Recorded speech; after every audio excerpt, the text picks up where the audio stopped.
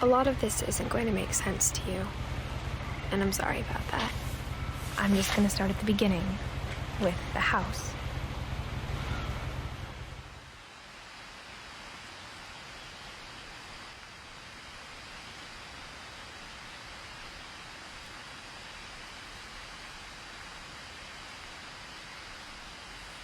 Someone had put up a chain link fence, but it looked like I wasn't the first person to hop it.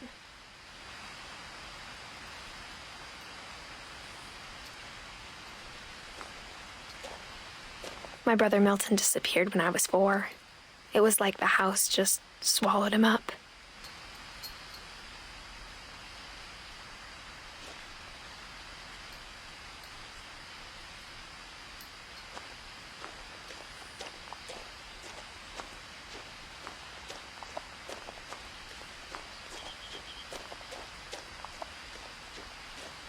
I lived here until I was 11, but I wasn't allowed inside half the rooms.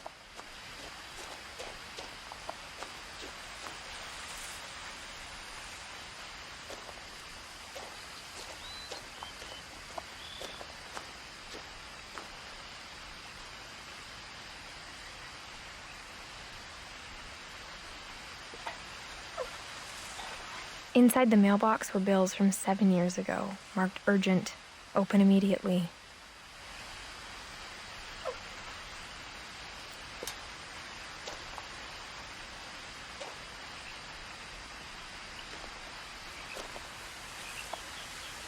I hadn't been back since my brother Lewis's funeral.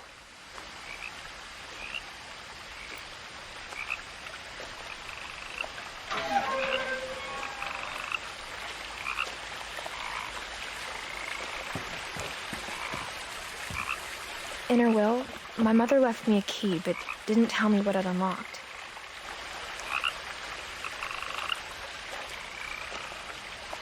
Maybe she thought I'd know, or she thought that the mystery would be enough to bring me back.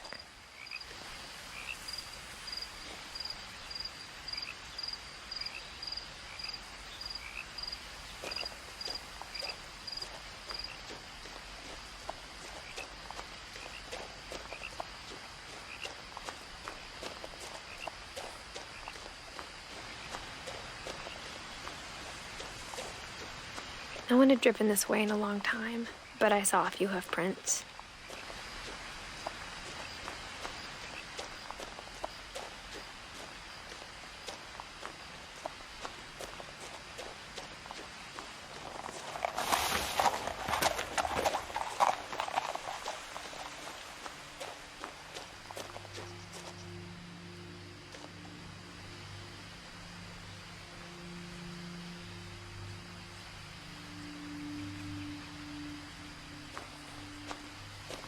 The truth is, even after I inherited the house, I never thought I'd come back to it.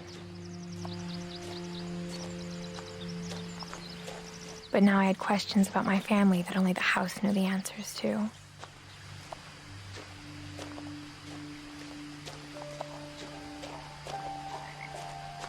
The house was exactly like I remembered it, the way I'd been dreaming about it.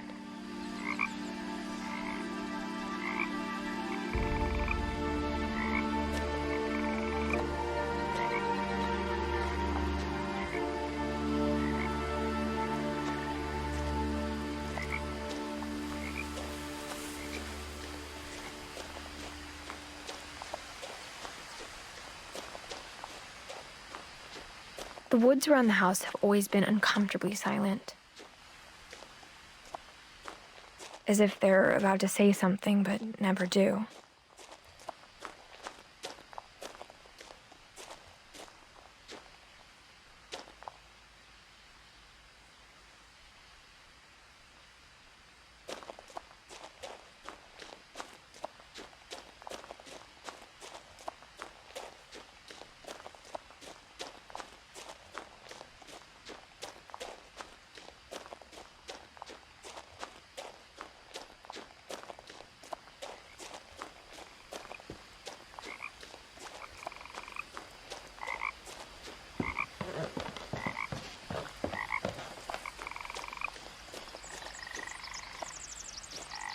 I asked Edie once about the dragon in the pond. She said it had killed her husband. I was 6. It seemed like an odd joke to me, even then.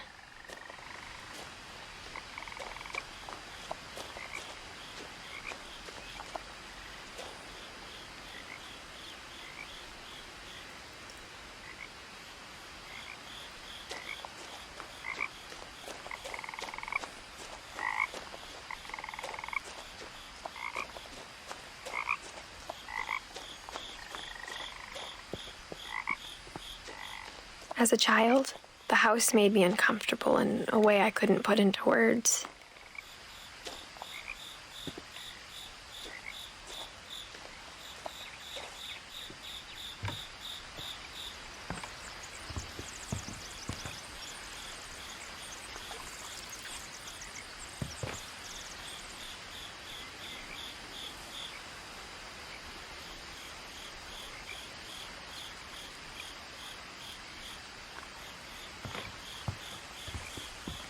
Now, as a 17-year-old, I knew exactly what those words were. I was afraid of the house.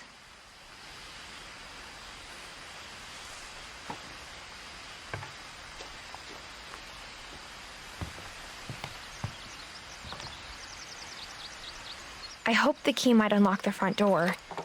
It didn't.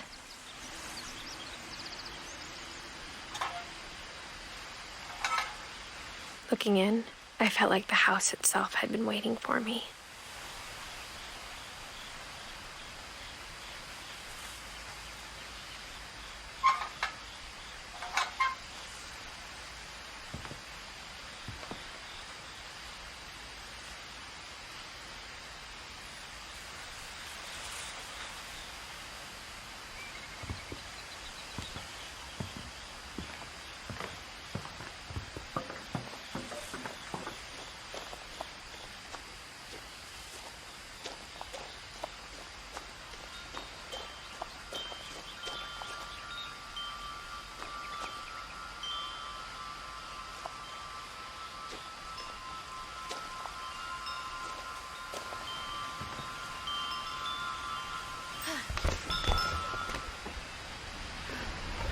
Crawling through the doggy door used to be a lot easier when I was 11.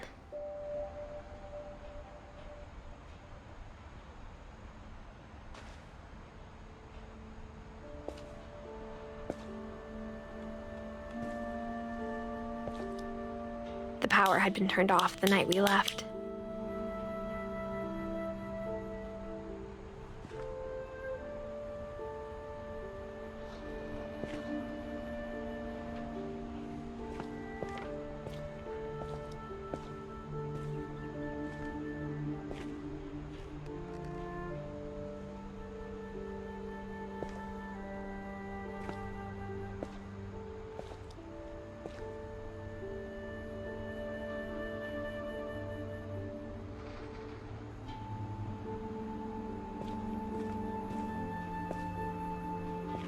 For the first time in years, I felt like I was home.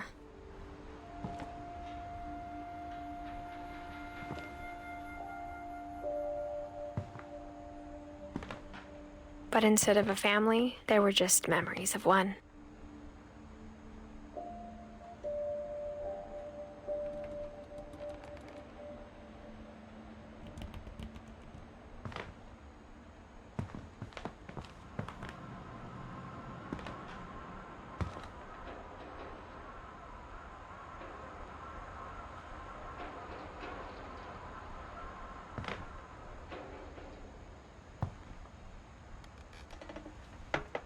Like how after Louis started working at the cannery, we all got sick of eating salmon.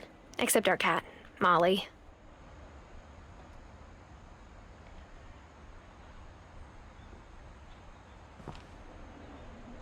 Or how only one restaurant would deliver to our house, so we had Chinese a lot.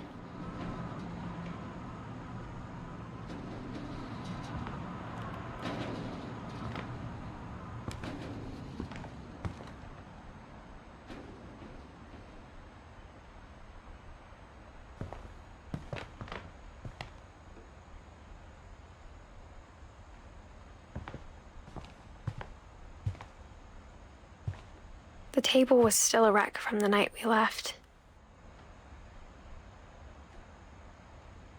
It was like a bomb had gone off, killing everyone but sparing the furniture.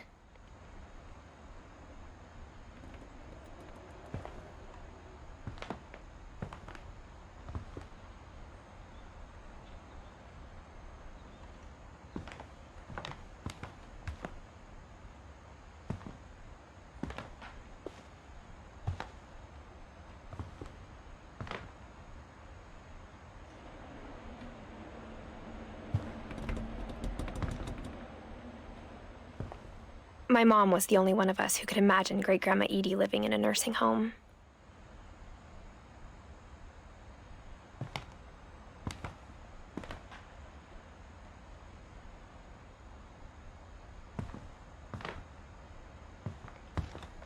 Nothing in the house looked abnormal. There was just too much of it, like a smile with too many teeth. Even the fireplace had a story. Edie told me the bricks came from the original house, after it sank.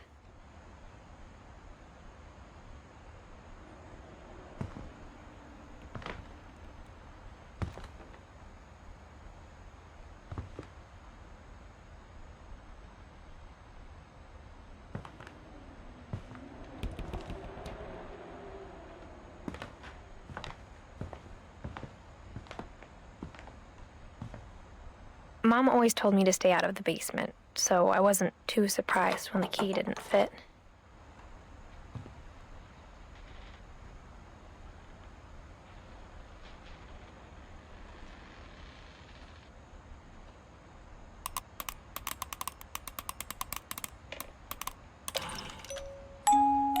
Great-Grandpa Sven built a music box for Barbara, along with the rest of the house.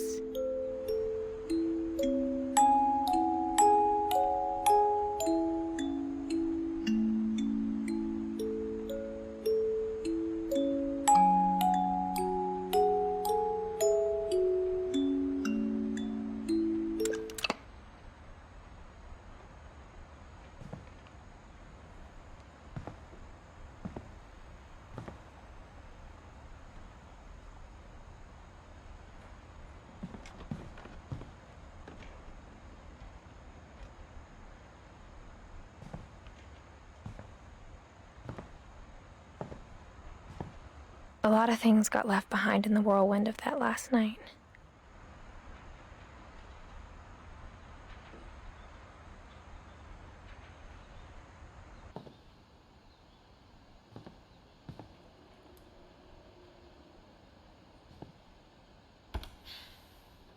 Edie told me once that every Finch who ever lived is buried somewhere in the library.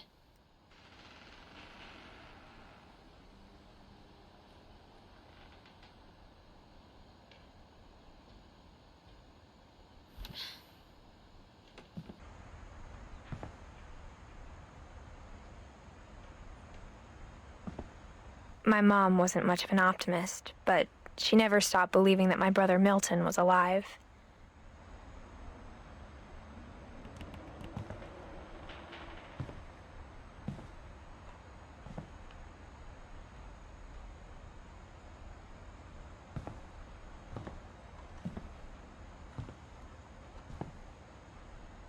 After Milton disappeared, Mom sealed up all the bedrooms. Then Edie retaliated and drilled peepholes.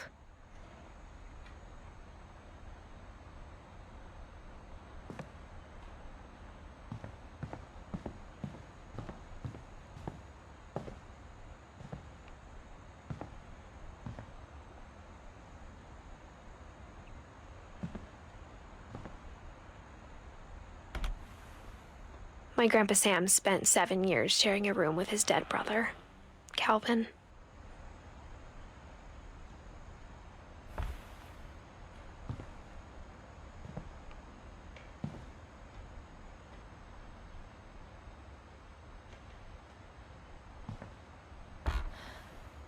As a kid, I just assumed every house had peepholes and sealed rooms you weren't allowed inside of.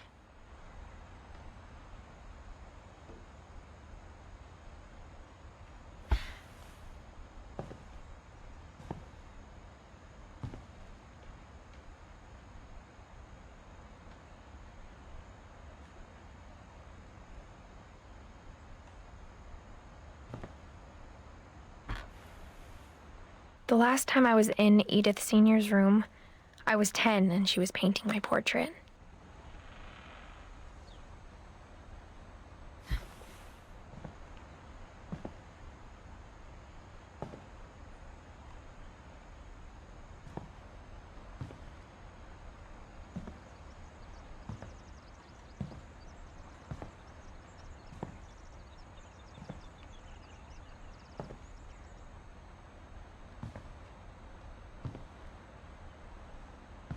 Whenever people ask me about my family, the first thing they always want to know about is Barbara.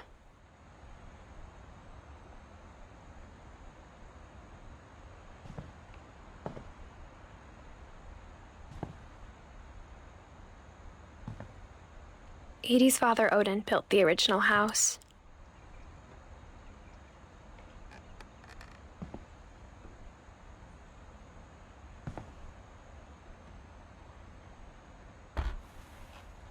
Barbara was a child star for 2 years, until America grew out of it.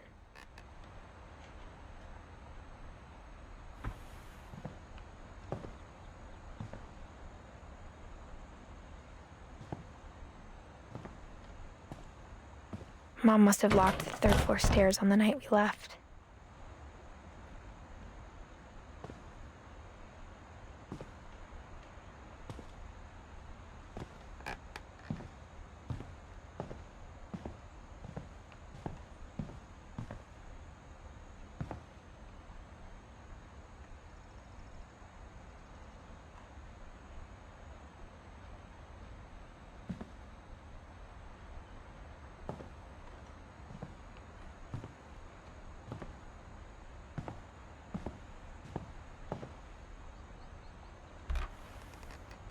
Molly always seemed like a girl I could imagine being friends with, if she hadn't died in 1947.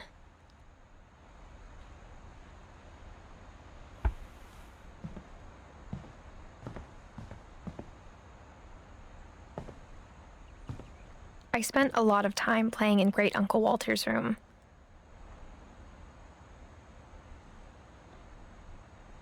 I think my mom sometimes regretted not sealing it up.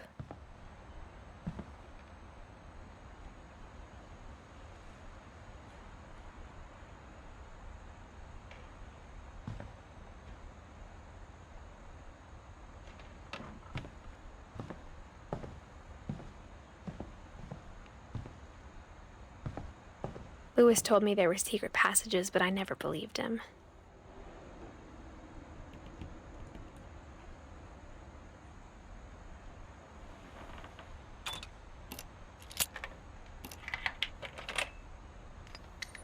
Turns out, my mom was really good at keeping secrets.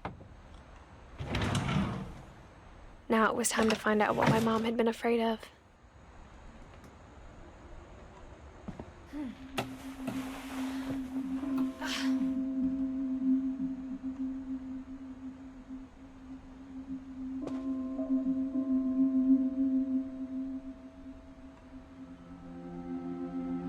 From the paintings on the wall, it was clear my brother Milton had been here before me.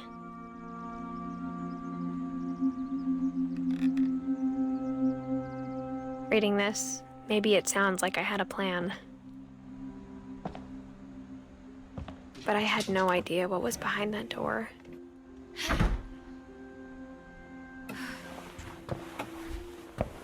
Just like I had no idea where all this was gonna lead.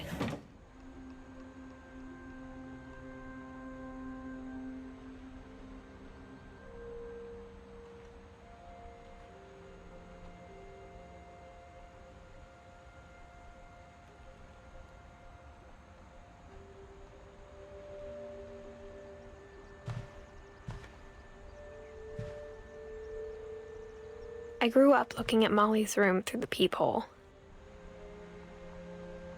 Being inside for the first time, I felt like I'd stepped behind a painting.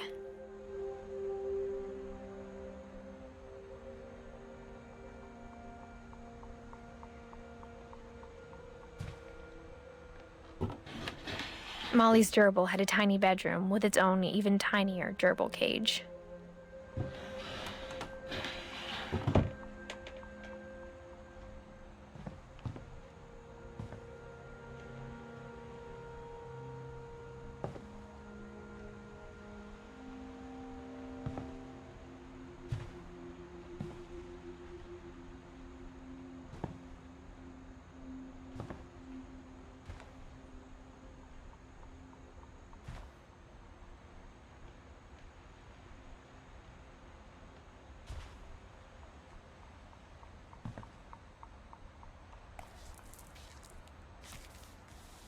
December 13th, 1947.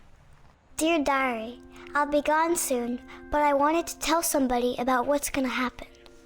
It started when Mom sent me to bed without dinner. I woke up and I was starving, so I looked around for something to eat.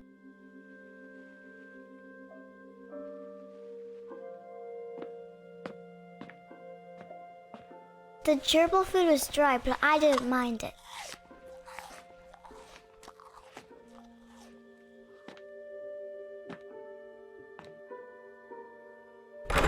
Mom, can I come out now? Sweetheart, it's late. Go to sleep.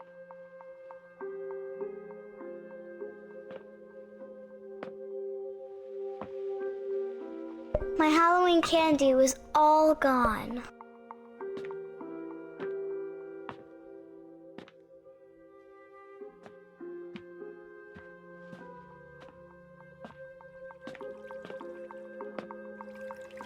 I thought about eating Christopher, but I held back.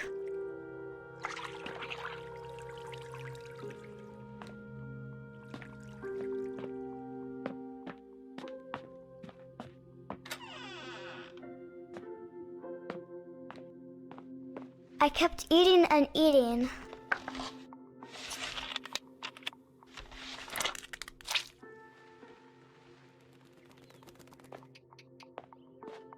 I ate a lot of things that night.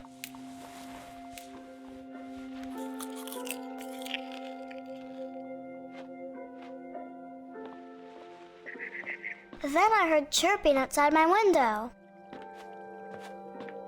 It was a barn swallow going back to her nest. I reached out for her.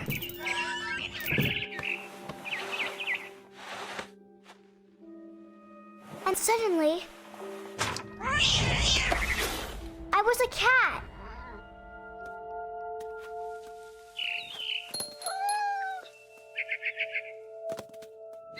I tried to be quiet, but the bird was really scared.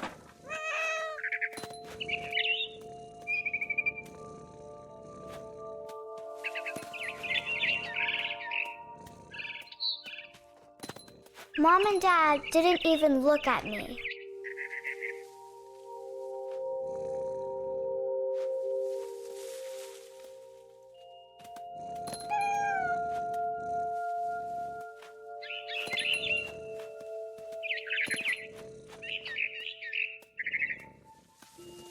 I jumped and I almost got her.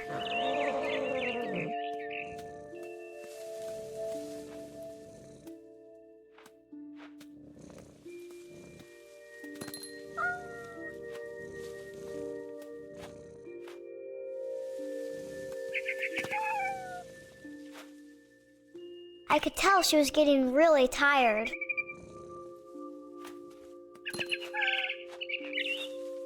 Now I was up in the big tree. I promised Dad I wouldn't climb it anymore. All I cared about was eating that mama bird.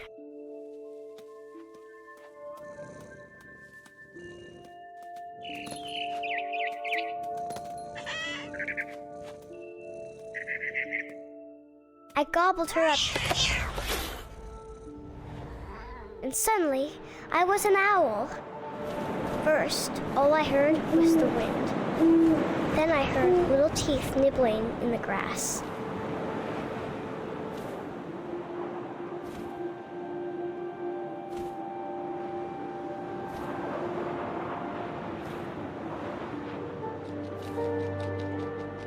Rabbits.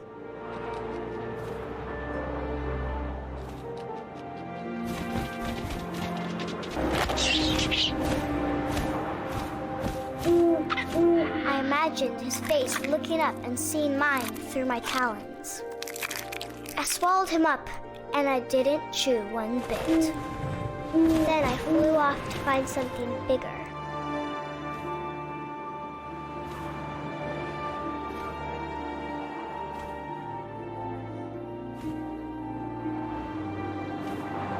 A mama rabbit.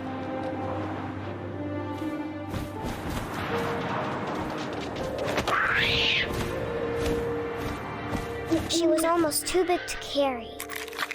I started choking, but I couldn't stop eating. And suddenly, I was a shark.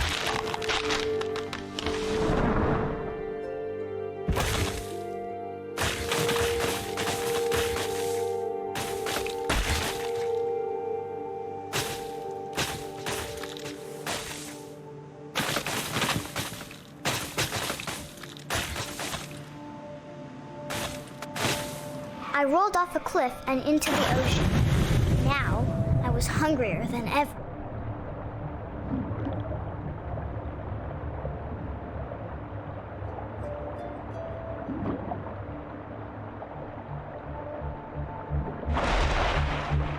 I wanted fat, juicy seals.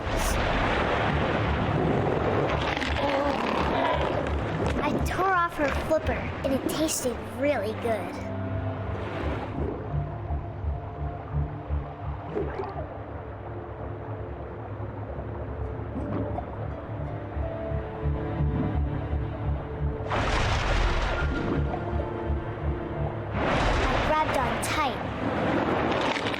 So hungry, I jumped out of the water. When I opened my eyes, everything had changed.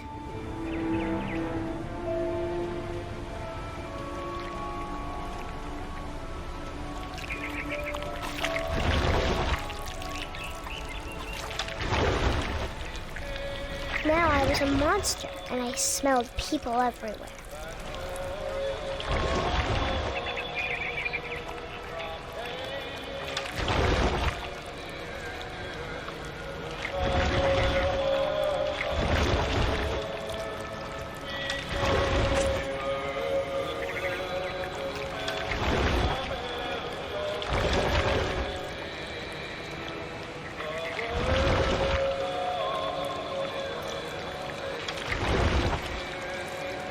I was big, but I moved real quiet.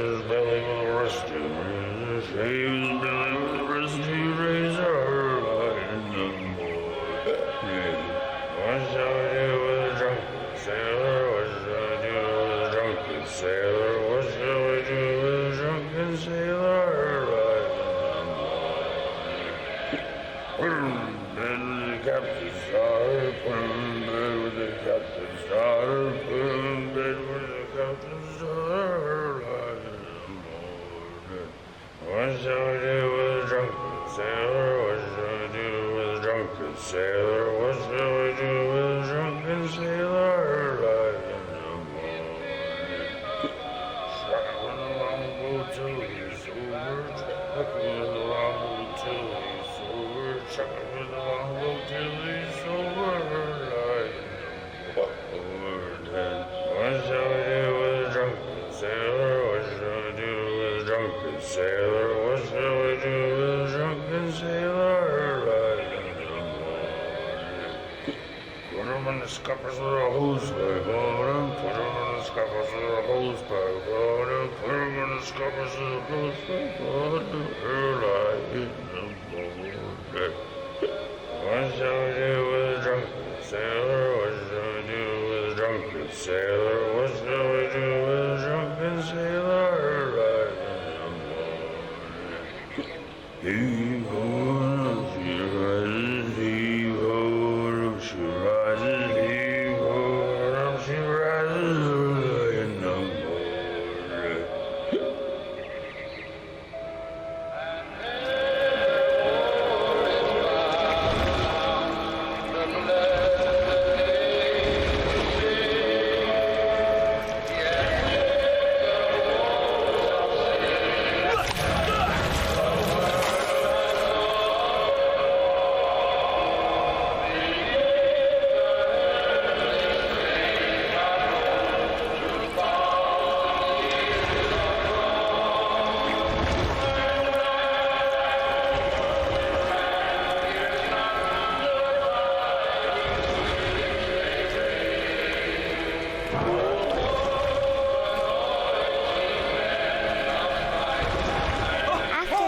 Passenger, I was still hungry. And across the water, I smelled something new. Something I had to have, so I swam towards it.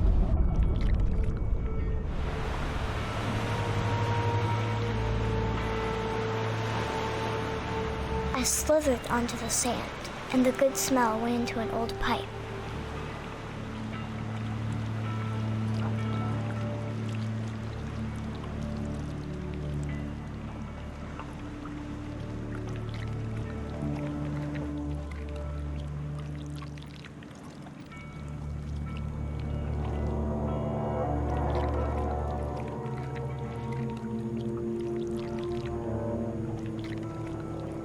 I got closer and closer.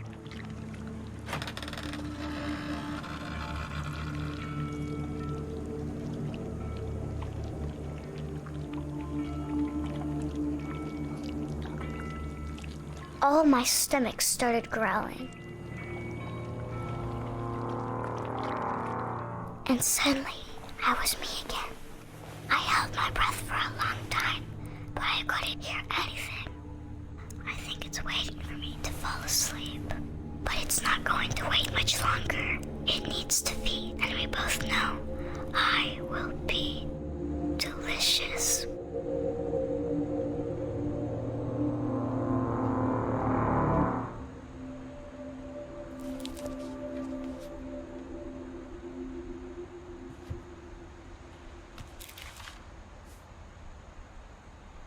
I'm not sure if I believed all of that, but I'm sure Edie would have.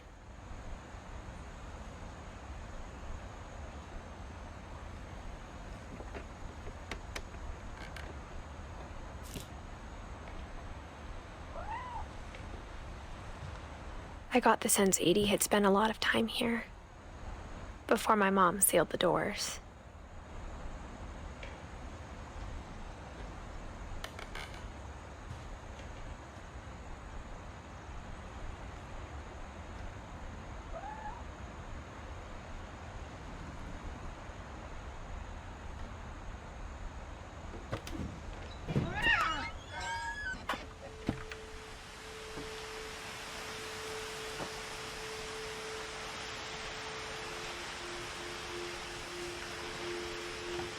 This will be obvious later, but my mom never told me any of these stories. Edie would have, but Mom didn't like bringing up the past. Though, when we adopted a stray kitten, she was the one who named it Molly.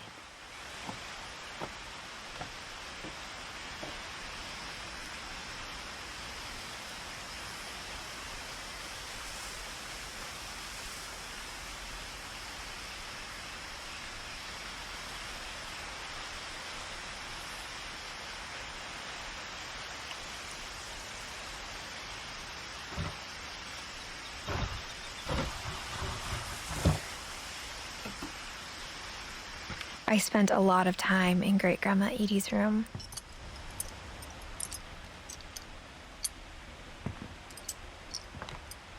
We got along, and it was a good place to hide from my mom.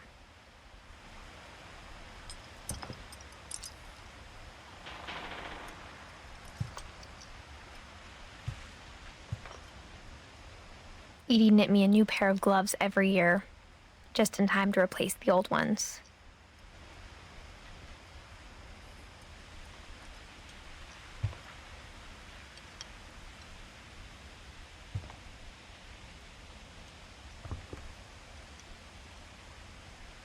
Louis died a week before we left, but Edie had already started to memorialize him.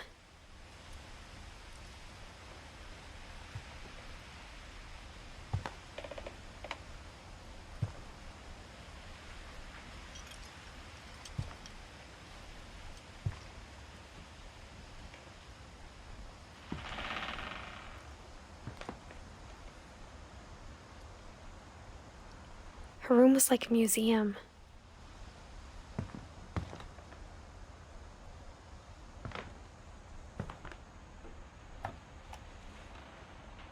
For 500 years, the Finches have been famous throughout Norway for their fortune and misfortune.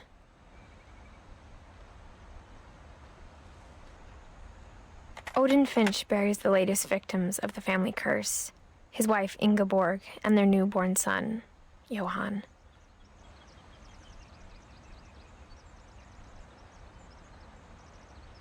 On January 7th, 1937, he set sail with his family and his house, hoping to leave the curse behind.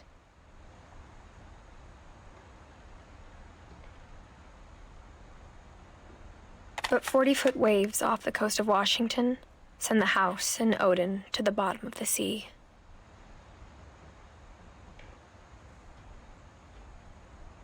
Odin's daughter Edie, with husband Sven and baby Molly, step ashore on their new home, Orcas Island.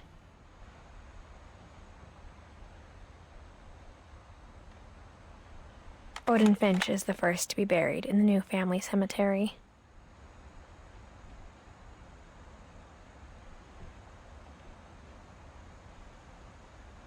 His daughter Edie is already dreaming of a new Finch house.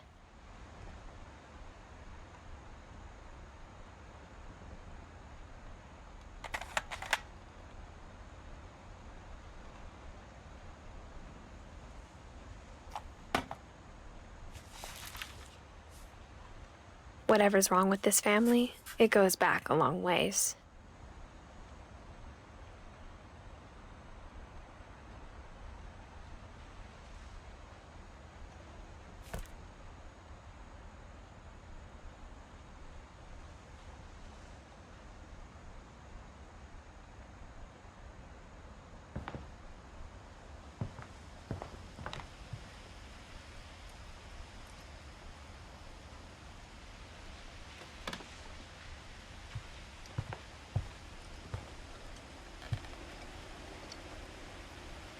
Edie gave a big interview about a mole man living under the Finch house. My mom was furious.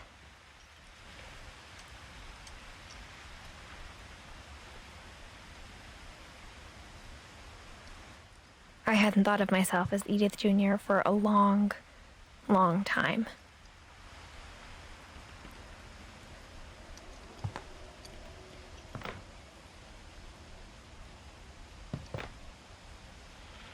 One summer, they evacuated the island, but Edie refused to go. For a few weeks, she was a celebrity.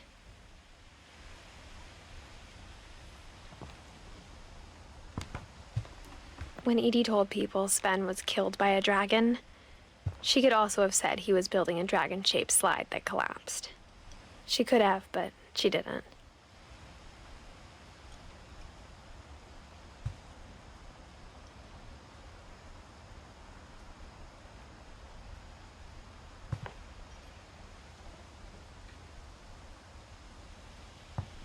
Even in her 90s, sometimes Edie seemed a lot younger than my mother.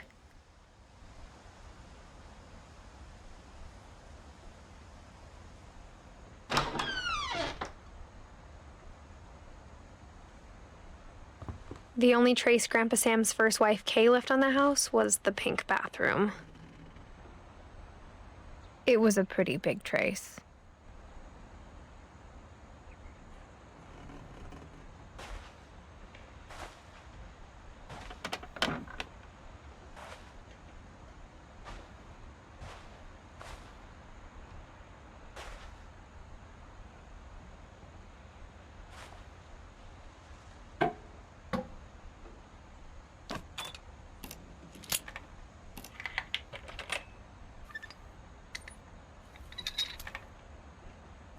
There's a secret in this bathroom. It's in the last place you would look. It isn't in the cupboard.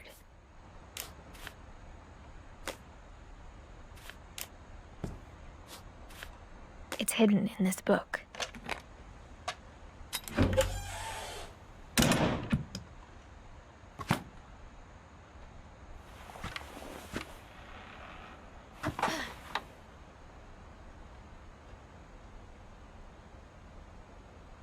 Sven gave Sam an old camera he'd refurbished. He never put it down.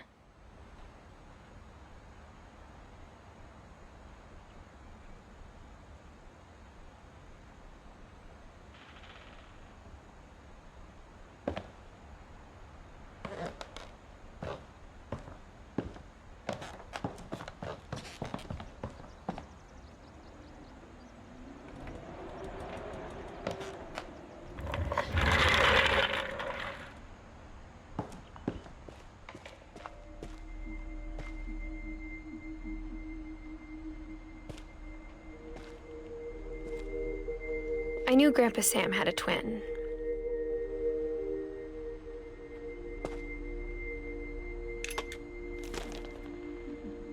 And that he never talked about him.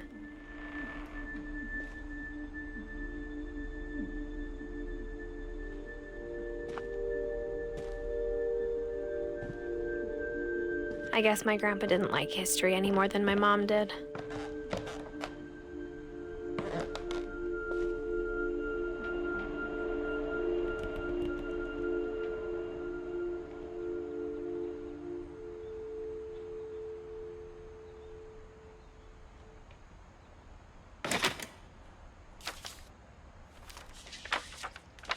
How I Want to Remember My Brother by Sam Finch. The thing I remember is that when he made up his mind, that was it.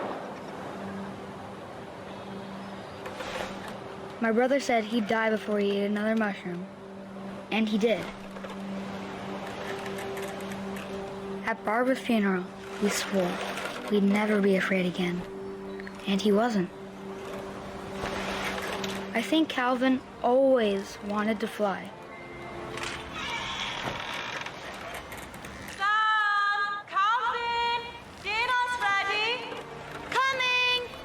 But that day, he finally made up his mind to do it. I told him going around was impossible. Maybe if I hadn't said that. Alvin, I'm not gonna tell you again. Maybe if the wind hadn't picked up. Then maybe he'd still be here. But I doubt it. I think he'd already made up his mind.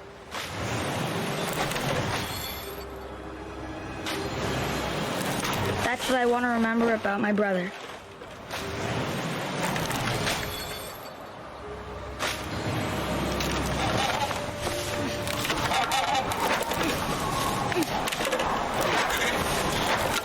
The day he made up his mind to fly. And he did.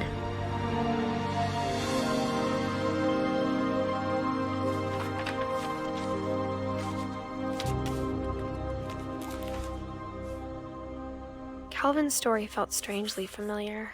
When I was younger, I remember trying to do the exact same thing.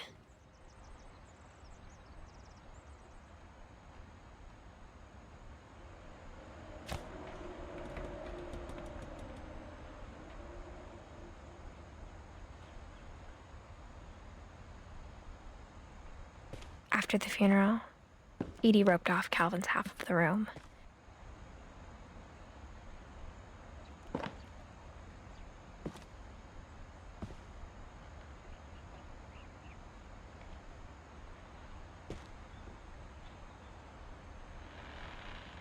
Mom said Grandpa Sam enlisted at 18 and never set foot in the room again.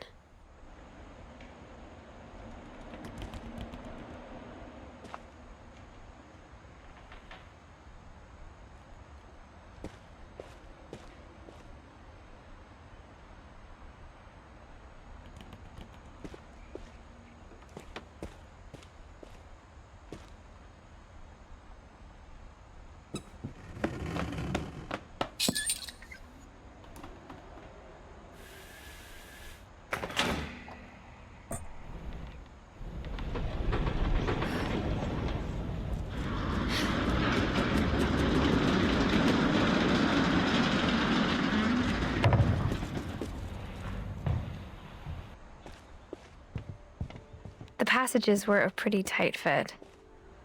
They'd obviously been built for smaller hands and bellies.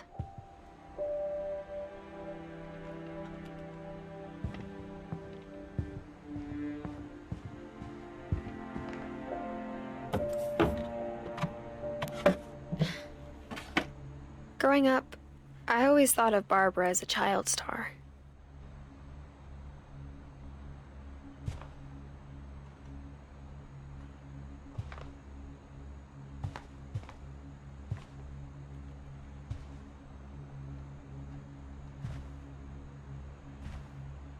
I never thought about how hard it must have been for her afterwards.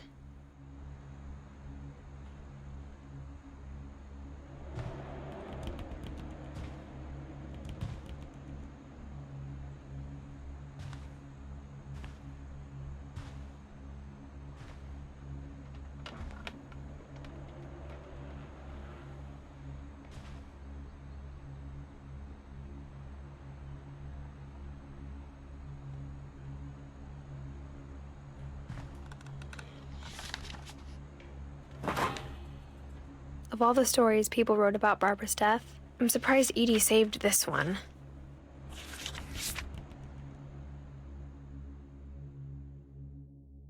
Old Jack here with another ghastly tale inspired by America's most unfortunate family.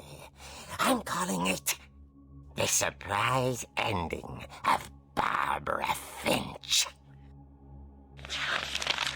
As a child star, Barbara was famous for her scream. Now at 16, she was all washed up, a has-been. But in a lucky break, she'd been asked to perform her signature scream at a local convention for monster movie fans. It was just the boost her career needed. Unfortunately, her scream hadn't aged well. Getting better. I think you just need the right motivation. Her biggest fan and current boyfriend, Rick, was about to demonstrate when... Now that was a great scream. It was Barbara's father, Sven. He'd slipped into a table saw and had to be rushed to the emergency room. So Barbara got stuck babysitting her youngest brother, Walter. Her convention comeback was canceled. Okay, I'm hearing frustration, but I'm not hearing terror. What if I tried... A gang of hoodlums in Halloween masks have been terrorizing Orcas Island tonight. Police are urging residents to... That came from the basement. You're right! Also, I loved your delivery on that. Why is your basement door locked? Because my dad likes making puzzles and secret passages. There's a key hidden in the music box. The secret is to keep winding and winding until finally the key pops out. Thanks, babe. I'll be back in a sec. 20 minutes later, Rick hadn't returned. So Barbara went to look for him, right on cue. She reached for the music box.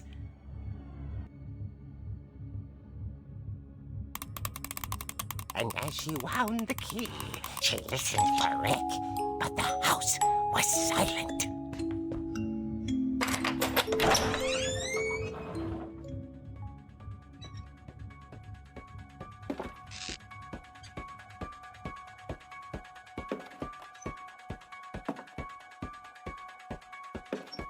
She found Rick's crutch and imagined the worst.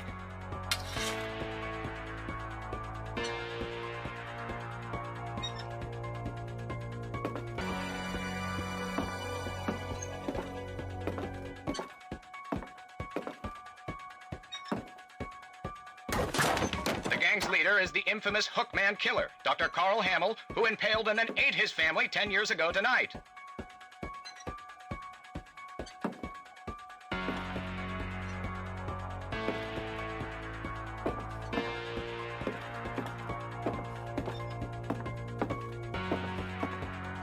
The old fridge rattled and grew still.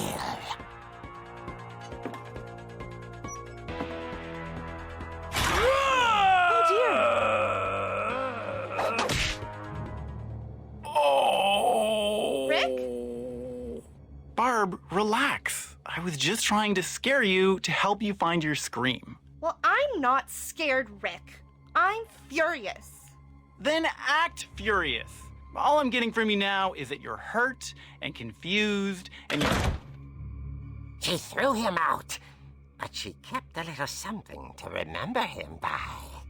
Barb, have you seen my other crutch? And she was still holding it when she fell asleep watching the late picture show. Hours later... Barbara! Walter, what's going on up there? Ah! Okay, I'm coming up, but if this is a trick, you're dead, Walter.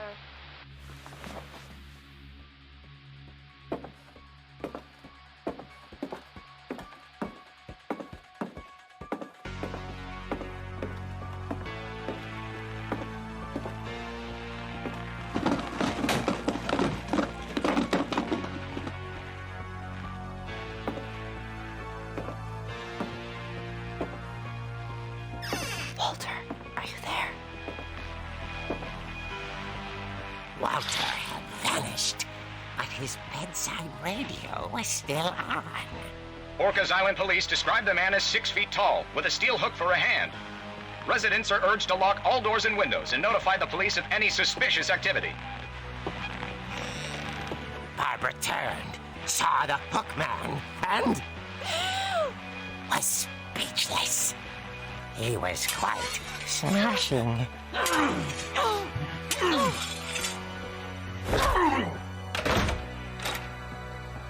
And whoever he was, he couldn't get enough of Barbara. Okay, Barbara, there's gotta be another way out of here.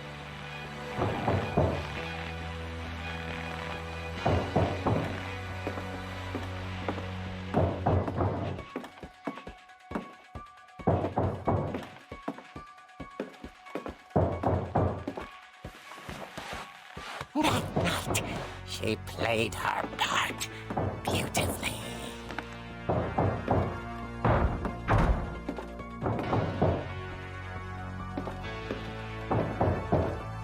She thought about abandoning Walter, but just couldn't do it.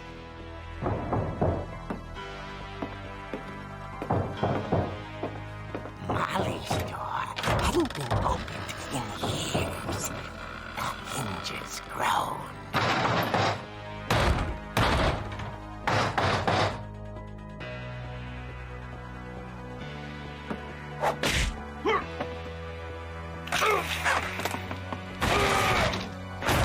He wasn't moving, but she sensed the story might not be over yet.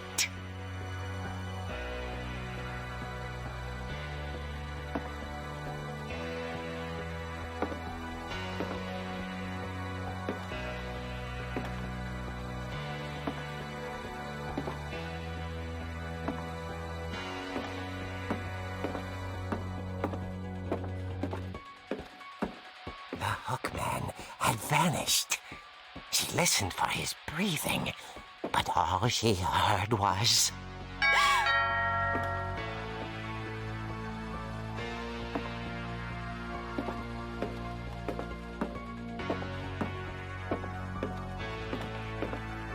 Someone at the door was dying to speak to young Barbara.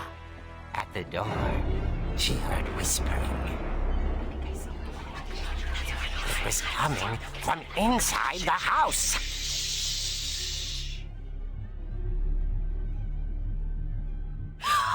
Oh dear. The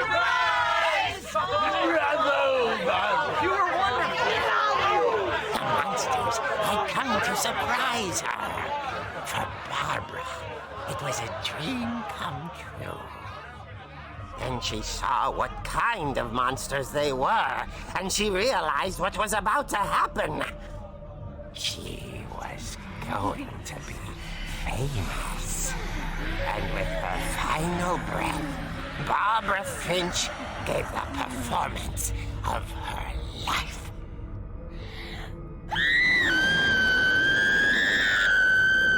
I wasn't there myself, but I hear Barbara was magnificent. Poor girl. She had a taste for stardom. But unfortunately, so did her fans. Of course, the police blamed it all on poor Rick, who disappeared the same night. And little Walter? Hiding under his bed the whole time. He took it all pretty hard, but that's another story. As for Barbara, tucked inside the music box was all they ever found of her. Her ear. Now that's what I call a real eerie tale.